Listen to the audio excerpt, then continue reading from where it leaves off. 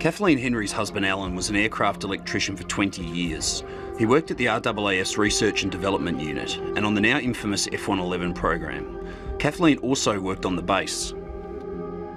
He was exposed to MEK, or methylethyl ketone, trichloroethylene, mil-spec, Texols, allodyne, aviation gasoline, aviation turpentine, and endless numbers of other chemicals that were just used on a day-to-day basis within the service.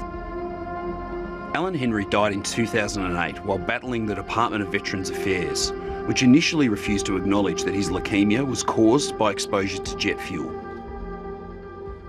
18 months after he died, Veterans Affairs finally conceded its mistake. So, Kathleen, can you explain to me what this document is?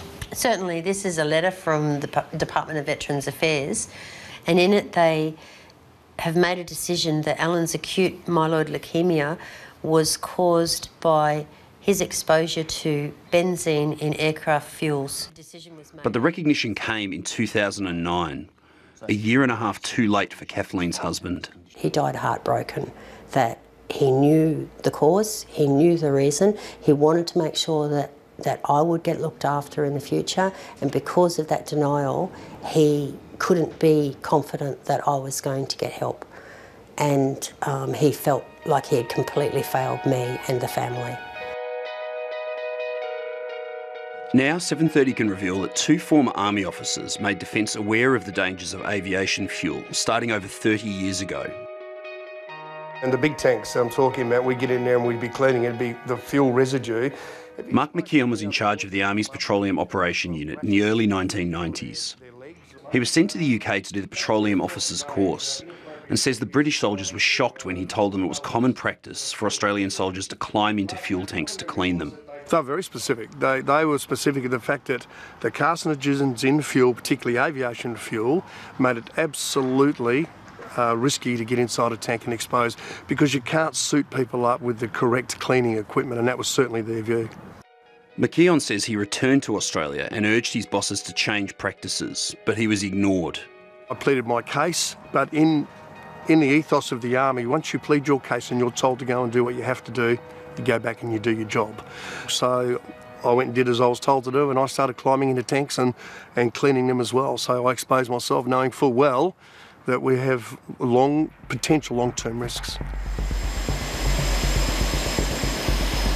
Mark McKeon's warning to Defence about exposing soldiers to jet fuel wasn't the first. 15 years earlier, Army officer Bob Ney had completed the same petroleum course in the United Kingdom. He too raised concerns, but when he moved on, they were soon forgotten. Put it in simple terms, I was flabbergasted, because here were these people being trained for 18 months coming back to Australia, and basically a lot of this information wasn't being passed on. Defence acknowledged less than optimal work practices with fuel may have affected personnel beyond those that worked on the F111s, but said that safety had now been improved.